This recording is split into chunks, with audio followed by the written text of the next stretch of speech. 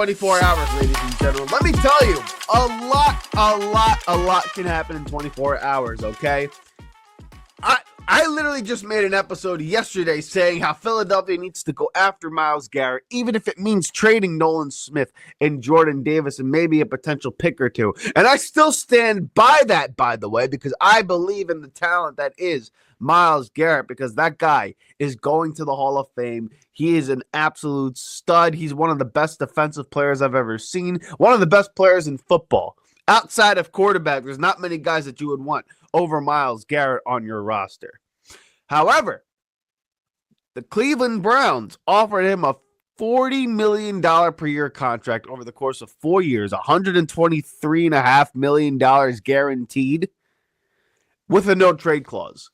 Now, the no-trade clause does help us in the sense that, hey, if you offer a package that Myles Garrett says, yes, I would love to go to this place, I would love to go there and compete for a title, the Cleveland Browns could sit there and at least listen to that conversation, right? But the Browns have been adamant saying they don't want to trade this player because he's too good. He's too excellent. And I don't blame them. He's one of the best players in football. However, on the Philadelphia Eagles side of things, this contract changes the game. It changes possibly everything you do regarding Myles Garrett. Part of what made Myles Garrett so appetizing for a Philadelphia Eagle fan and for anybody associated with the Philadelphia Eagles organization is the contract that he has. Not only the caliber of player. We understand that. We know him paired with Jalen Carter. You can't double anybody on that defensive line. And all of a sudden, those two guys are going to get one-on-one matchups that they haven't had probably in years. We understand that. We know that he would help on the back end. He would help the second level out, all that jazz. But the contract was so appetizing because it was a 2-year, $79 million contract, no guaranteed money, and Howard Roseman, if he were able to trade for him and bring him onto the roster, could construct a deal that is friendly for our cap, that would help the Philadelphia Eagles out in the long term, and be the mastermind behind orchestrating this contract. That's what made it so appetizing. And because Howie Roseman is the best GM in the NFL in regards to contract negotiations and contract construction. But now, the Browns offered him a 4 years, $124 million guaranteed over the course of 4 years. So if you do trade for Myles Garrett, you're inheriting that contract, and you got to pay every penny of it. Now, Philadelphia, again, they love this player. I wouldn't be upset if they went out and got this guy because he's just that exceptional of a ball player. But the contract changes the math here. It completely does. And we can't shortchange what money does. Now, Jeffrey Lurie is willing to go out and pay for great players. That's 100% true. And that's part of the reason what makes this organization so spectacular. It's the fact that they're willing to put up a boatload of money up front and pay these players for playing in Philadelphia. However, you can't do it for every single player you got. Like, there's only so much money that Jeffrey Lurie is going to be willing to pay for some of these guys. And I get it. You know, like $40 million, $124 million is a lot of money to throw up front here. Okay. So this contract completely changes the math of Philadelphia. And it may just change whether or not we go after a player like Myles Garrett. It may just completely change that math. Now, we may be out of the sweepstakes. Now, listen, Howard Roseman can pull a rabbit out of his hat and trade for this player. Again, we won't be upset by it, but the contract extension, to me, my gut feeling is we're not going to go out and get Myles Garrett at least too quickly. Okay, so we're going to talk about some of the options in free agency that we could potentially bring in to help our defensive line out, to help the pass rush, and add a little bit more depth to what was the best front seven in all of football last season. But before we do that, we introduce the show. For those of you who don't know, this is the Riding the Bench Eagles podcast. I'm your host, Asif Badi, and like you, I am an Eagles fan who talks about the birds, only the birds, and nothing but the Philadelphia Eagles. So please do us a favor, help us grow this channel organically by liking the video, commenting your thoughts in the comment section below, and subscribing to the channel. It'll help me get out to as many people out there on the World Wide Web. Also, check us out on audio platforms like Apple Podcasts and Spotify, and leave us a 5-star review, because in the end, it doesn't cost you a damn thing to subscribe and leave a 5-star review. And I don't know about you, nowadays, I like free stuff. In this economy, with how much money is being spent out there, I like to save a couple of bucks. It doesn't cost you a thing to subscribe to the channel and support this Eagles channel to grow a little bit bigger. So please, do me a favor, help a brother out. Thank you so much for your support.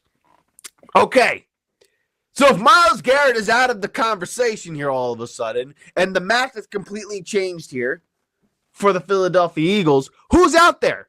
Who are the players that you could bring into Philadelphia and confidently say, like, hey, we can go out, bring him into the fray, and he could be part of a winning culture, be part of what is probably the best organization in all of football, outside of maybe the Chiefs, and even then we're just kick their teeth in, right? Philadelphia does this, it just does business right. Everybody wants to come here. And if you're a veteran who's looking to just go out there and win football games, are you not going to take a little less to come to Philadelphia and play with great players alongside you? You may do that, okay? So there are a few players that I wrote down that are available free agents. And some of them just been released recently. Some of them have been on the market for some time.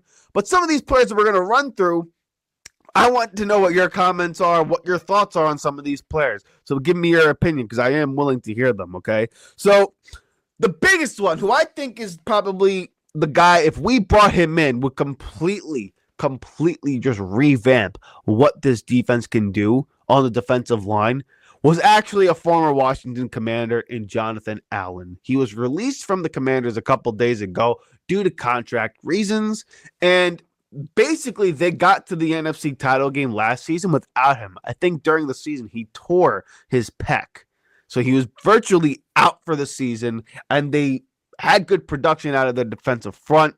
They got to the NFC title game. Yeah, they couldn't stop the run. That was their thing, but you know, that's the most success that they have had in basically all of my life, with Jaden Daniels, Dan Quinn, and the culture that they're building there. And the players that they ended up adding in free agency, half of them were virtually Dallas Cowboys. They brought in a lot of talent, and they brought in a lot of leadership, and they stabilized their franchise. And this move, cutting Jonathan Allen, saving money on their cap, is a smart move by them. As great of a player as Jonathan Allen is, and he is a great player, he's an excellent football player, too much money on the books for Washington is not what they're trying to do here. They're trying to build out a whole roster. They got to be able to compete with the likes of Philadelphia and the talent level of a Green Bay and Detroit in the NFC.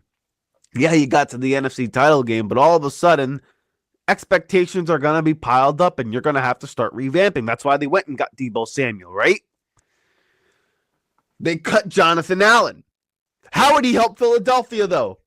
You get an interior lineman like Jonathan Allen who wants to play for a winner. He wants to win football games. He comes from Alabama, so he's got the mindset of winning mentality, SEC mindset, the type of player that Howard Roseman wants to bring into the fray.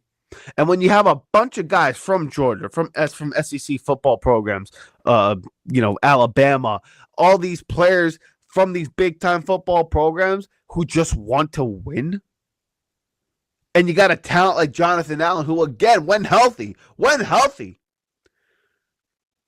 top 7 defensive tackle in all of football, top 7 defensive interior lineman. I mean, like the guy's a sensational football player, and you pair him with a player like a Jalen Carter, with Moro Ojomo, and you're still keeping Nolan Smith and Jordan Davis and Jalyx Hunt in the fray. All of a sudden, the depth of your defensive line just gets that much better. And you don't have to give up a first-round pick. You don't have to give up trade assets. You could structure a contract for Jonathan Allen, even if it is only a 1-year deal, where he gets a good amount of money. He plays for a winning organization. Potentially, you go to the NFC title game, maybe win a Super Bowl once again, and you get the services that you want from a player who's as talented as him. I think if you're not going to get Myles Garrett, if you're not going to go out there and trade assets for a player like him, if you bring in Jonathan Allen, plus get a defensive lineman in the draft, at pick 32 because there's a lot of defensive linemen out there who are available at the top of the NFL, at the bottom of the NFL draft, I guess you could say, right? And from a lot of people, they're saying picks 20 to pick 50 are the same type of caliber player. All of a sudden, you just completely rebuilt the defensive line. You basically took Milton Williams, who's an excellent player, turned him into Jonathan Allen, and then you took Josh Sweat and you turned him into a first-round draft prospect who you know you could develop with a guy like Clint Hurt and Vic Fangio on the defensive side of the ball, plus all the great players that you're associating them with in the Philadelphia Eagles locker room. And all of a sudden, your front seven is rebuilt once again with youth, with athleticism, with a winning mindset. It's really, I think, a no-brainer. If you're not going to get Myles Garrett, you go after a player like Jonathan Allen.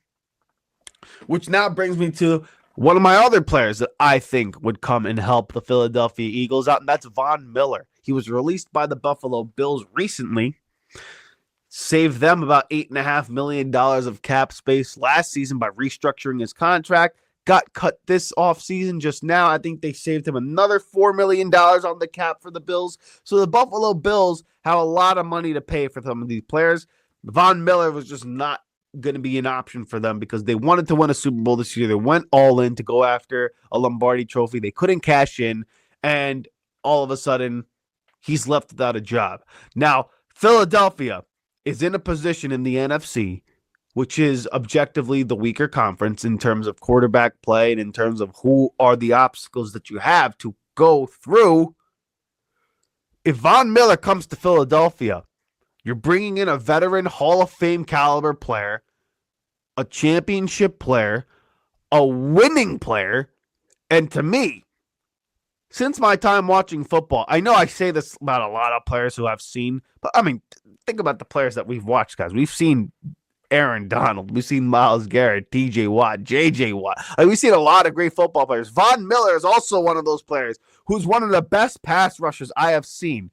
Likes of DeMarcus Ware, the likes of Terrell Suggs. Like, Von Miller is excellent. Hall of Famer Von Miller.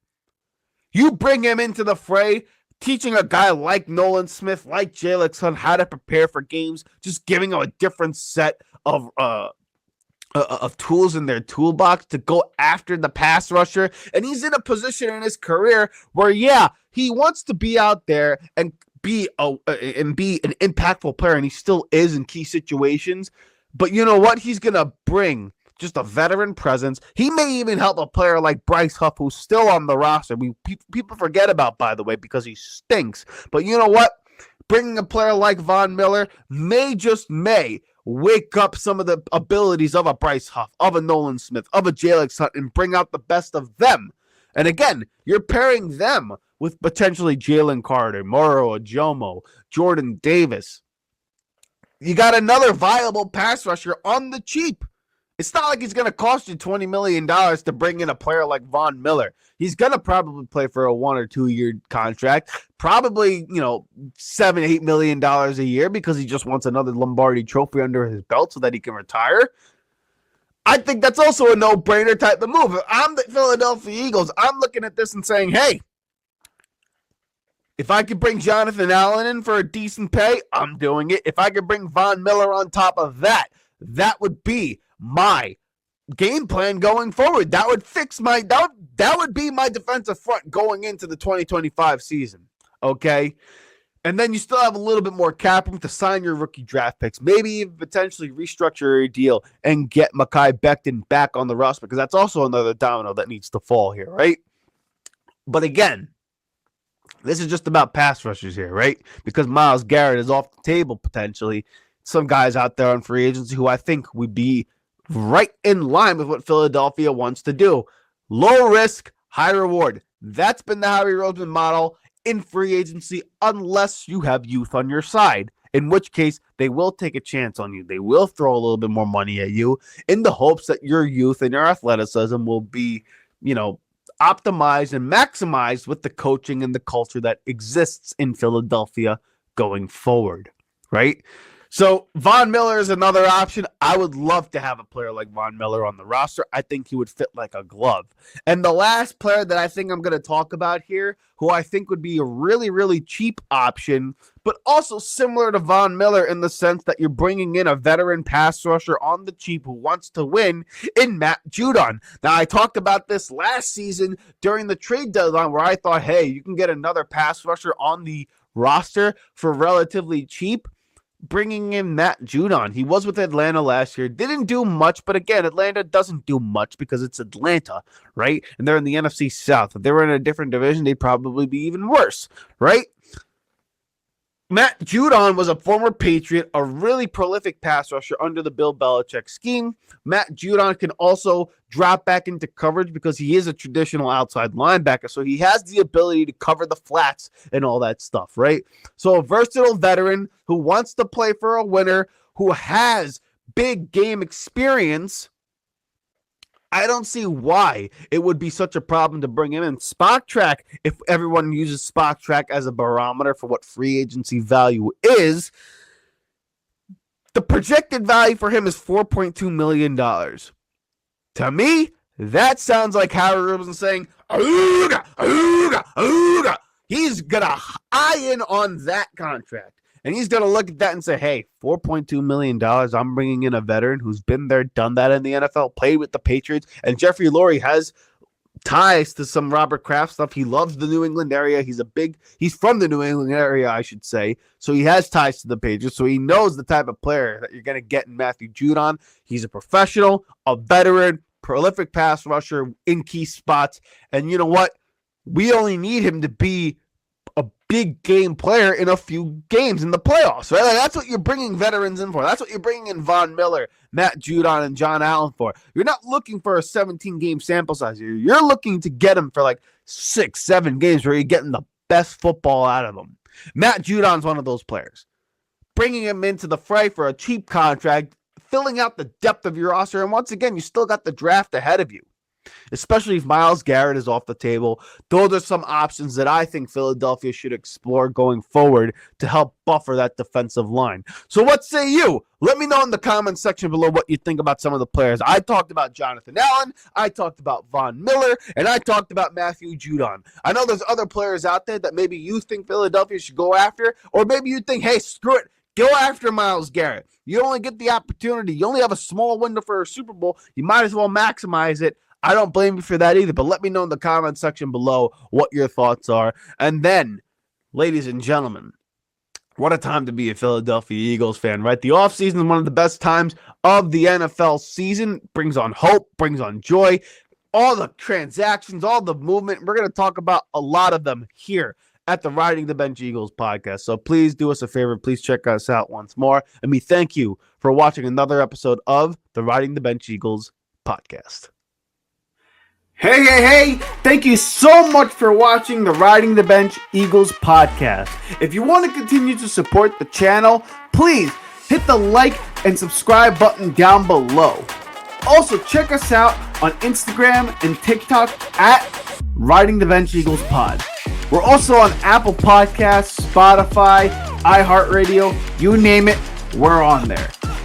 Thank you so much for listening, and please join us next time here at the Riding the Bench Eagles podcast.